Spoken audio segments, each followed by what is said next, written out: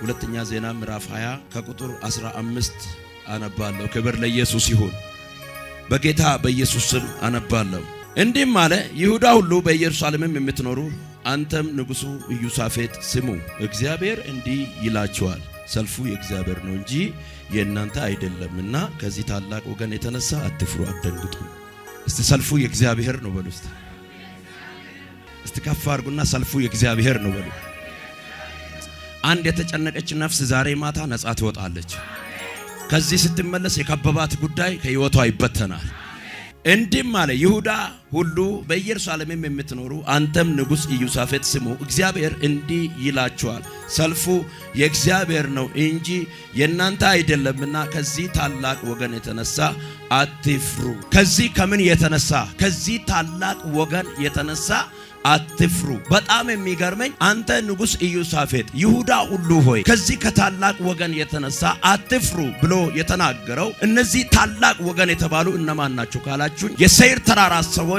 በጣም የሚገርመኝ የሴይር ተራራ ልጆች የአሞን ልጆች እጅግ በጣም አፈትልከው ሊዋጉ ይሁዳን ሊከቡና ንጉሡን ኢዮሳፍጥን ሊመቱ በመጡ ጊዜ ንጉሥ በጣም ተርበተበተና ኢዮሳፍጥ በእግዚአብሔር ፊት ወደቀ ይላል። ጾምን አወጀ። በጣም በፍርሃትና በመንቀጥቀጥ በእግዚአብሔር ፊት ወደቀ። ምክንያቱም እጅግ ታላላቅ ነገስታቶች ስለሆኑ ማሸነፍ አልችልም፣ መሸነፌ ነው አለ። ነገር ግን አንድ ቃል አለው እግዚአብሔር። መጣና ቁጥር 15 ላይ እንዲህ አለው፣ እንዲህም አለ፣ ይሁዳ ሁሉ በኢየሩሳሌምም የምትኖሩ አንተም ንጉሥ ኢዮሳፍጥ ስሙ፣ ሕዝቡም ንጉሡም ስሙኝ አለ።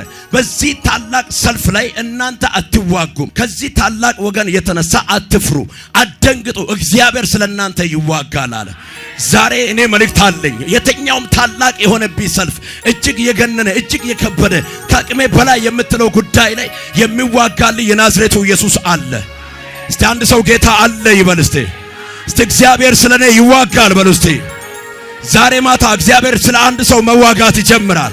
ባስጨነቃችሁ ነገር፣ ባስለቀሳችሁ ነገር፣ ተስፋ በቆረጣችሁ ጉዳይ እንዴት ሊሆን ይሁን፣ እንዴትስ ሊሆን ነው ይሄ ጉዳይ በምትሉት ነገር የናዝሬቱ ኢየሱስ ዛሬ እንደዚህ ነው የሚላችሁ፣ ሰልፉ የናንተ ሳይሆን ሰልፉ የኔ ነው።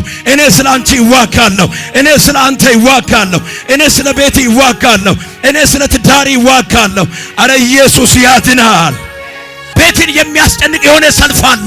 የሰራዊት ጌታ እግዚአብሔር እንዲህ ይላል፣ ስለ አንተ እኔ ይዋጋለሁ፣ ስለ አንቺ እኔ ይዋጋለሁ፣ ስለ አንድ ወንድም እኔ ይዋጋለሁ ይላል እግዚአብሔር። እግዚአብሔር ስለ እኔ ይዋጋል በሉ። መጽሐፍ ሲናገር እንዲህ ይላል፣ እግዚአብሔር ተዋጊ ነው፣ ስሙም እግዚአብሔር ነው። እግዚአብሔር ምንድነው? ተዋጊ ነው፣ ስሙም እግዚአብሔር። ራሱ ተዋጊ፣ ራሱ ስሙ እግዚአብሔር ይባላል። ስለዚህ ከዚህ ታላቅ ወገን የተነሳ ልቢ አይውደድ፣ አትፍራ፣ አትደንግጥ፣ እኔ ስላንተ እዋጋለሁ። ስለዚህ አጠገቤ ያለው ሰው ያዝልኝና እግዚአብሔር ስላንተ ይዋጋል በሉ። እግዚአብሔር ስላንተ ይዋጋል በሉ። እግዚአብሔር ስለ ቤት ይዋጋል በሉት።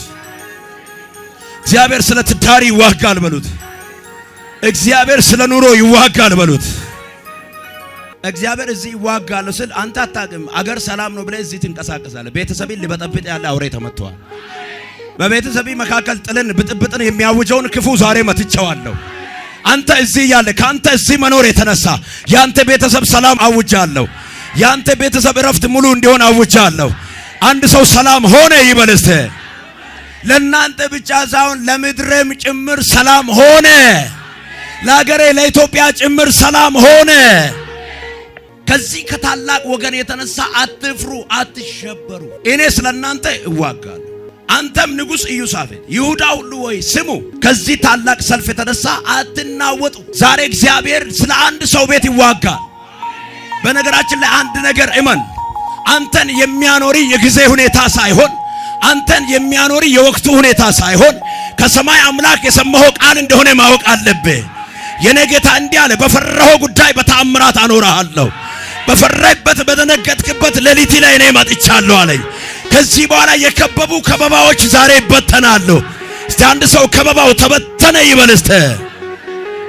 እስቲ ሰልፉ ተበተነ በሉ። እስቲ ቁጥር 21 ላይ እንዲህ ይላል፣ ከሕዝቡም ጋር ተማክሮ በሰራዊቱ ፊት የሚሄዱትን ምሕረቱ ለዘላለም ነውና እግዚአብሔርን አመስግኑ የሚሉትንም ጌጠኛ ልብስም ለብሰው የሚያመሰግኑትን ለእግዚአብሔር የሚዘምሩትን መዘምራን አቆመ። ጉዳዩ አሁን በምስጋና ነው የሚሆነው።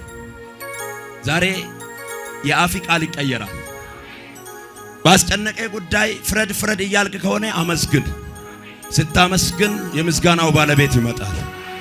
ይኸው ልንገሪ፣ ብዙ ጊዜ ተንበርክከ እርር ብለህ እየጸለይክ ከሆነ ሰልፉን ልቀቅና ማመስገን ጀምር። ማመስገን በምትጀምር ጊዜ እግዚአብሔር በሚያናውጡ መንደር ላይ ድብቅ ጦር ያመጣል። የኔ ጌታ እንደዚህ ነው ያደረገው። ልክ የዚህ ንጉሥ ልብ ቀየረውና እንዲያመሰግን አንድ ታሪክ በአይምሮ አስቀመጠና በጣም የሚገርም ኤፉድን ለብሶ የሚዘምሩ ጌጠኛ ልብስ ለብሶ የሚዘምሩ ከበሮ እየመቱ ምስጋና ለእግዚአብሔር ክብር ለንጉሱ የሚሉ በጣም የሚገርመኝ እኮ ጉዳዩ አያዘምርም፣ ሰልፍ ነው። ብዙ መሳሪያ ነው ተዘጋጀው፣ ታጥቆ የመጣ ወገን ነው። ነገር ግን ዘመሩ። ሲዘምሩ ይላል በጠላቶቻቸው መንደር እግዚአብሔር ድብቅ ጦር አመጣባቸው ይላል። ድብቅ ጦር ሚንስ የቋንቋ መደበላለቅ፣ ግራ ተጋቡ። እርስ በርስ እስኪፋጁ ድረስ እግዚአብሔር ድብቅ ጦር አመጣባቸው ይላል። ለምን እንደሆነ አላውቅም። ዛሬ ወቅታዊ መልእክት ነው ማወራው። በአንተና በቤት ሊነሳ ያለውን እቅድ እግዚአብሔር አምላክ ዛሬ ቀድሞታል። በልጆች ላይ ሊነሳ ያለውን አዋጅ እግዚአብሔር ቀድሞታል። ነገሪ ላይ ሊነሳ ያለውን ሰልፍ እግዚአብሔር ቀድሞታል። አንድ ሰው እስቲ ጌታ ቀደመልኝ ይበል እስቲ። እግዚአብሔር ቀድሞልሻል እህቴ፣ እግዚአብሔር ቀድሞልሃል ወንድሜ። እግዚአብሔር ቀደመ በሉ እስቲ። እጃችሁ ይወዛወዝና እግዚአብሔር ቀደመ በሉ እስቲ። እስቲ እግዚአብሔር ቀደመ በሉ እስቲ።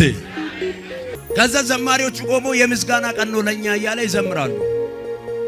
ህዝቡ ሁሉ ፈርተዋል። ልንሸነፍ ነው፣ በቃ ልንመታ ነው ብለዋል፣ ልጆቻቸው ጭምር። ግን እነሱ የምስጋና ቀን ነው ይላሉ። አያችሁ፣ ለካ ቀድሞ አዩ። እነሱ ጠላቶቻቸው እንደሚመታ ቀድሞ አዩ። ስንዘምር ይመታሉ አሉ፣ ስንዘምር ይደነግጣሉ አሉ። አንዳንድ ጊዜ ጠላት በባህሪው ደስ የሚሰኝበት አንድ መንገድ አለ። በህይወትና በዘመኔ አዝኔ ስትሄድ፣ አቀርቅሬ ስትሄድ፣ ግራ ስትጋባ፣ ስትርበተበት ጠላት ይደሰታል። ግን እየሳክ ግን እየዘመርክ ስትሄድ ምን አግኝቶ ነው ማለት ይጀምራል። ዛሬ መልእክት አለኛ፣ እንደዚህ ይሆናል። በአንተና በጠላቶች መንደር ላይ ድብቅ ጦር እግዚአብሔር ያመጣባቸዋል። አረ አንድ ሰው ለኔ ነው ሲል ይሁንለት፣ ይሁንልኝ በጌታ በኢየሱስ ስም። ቁጥር 22 እንዲህ ይላል፣ ዝማሬውንና ምስጋናውንም በጀመሩ ጊዜ ይሁዳን ሊወጉ በመጡት በአሞንና በሞዓብ ልጆች በሴይር ተራራ ሰዎች ላይ እግዚአብሔር ድብቅ ጦርን አመጣባቸው። እነርሱም ተመቱ ምንስ ወደቁ፣ ተሸነፉ። በአንተና በጠላቲ መካከል ልዩነት ይሆናል። ዛሬ ማታ እንዴት ይሆናል ካልክ፣ ላንተ ድል ይሆናል፣ ለሱ ሽንፈት ይሆናል። ላንተ ድል ይሆናል፣ ለሱ ሽንፈት ይሆናል። ላንተ ድል ይሆናል፣ ለሱ ሽንፈት ይሆናል። ባንተ ቤት ላይ ምስጋና ይሆናል፣ በሱ ቤት ሐዘን ይሆናል። አንድ ሰው አሜን ስል ይሁንለት።